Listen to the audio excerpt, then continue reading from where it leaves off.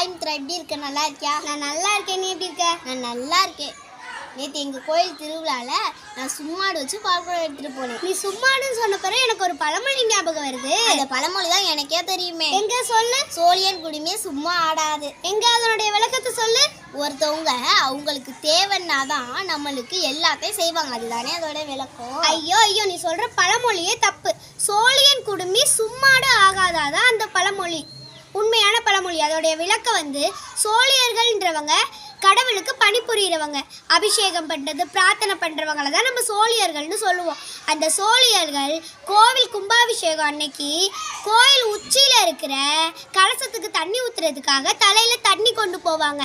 அந்த குடம் ஆடாமல் இருக்கிறதுக்காக சும்மாடு பயன்படுத்தி கொண்டு போவாங்க. ஆனால் அவங்க பழக்கம் என்னென்னா நீளமான முடி வளர்த்து அதில் ஒரு முடிச்சு போடுறது. ஆனால் அவங்க நீளமாகவே முடி வளர்த்து இருந்தாலும் அந்த முடியை அவங்களால சும்மாடாக பயன்படுத்த முடியாது.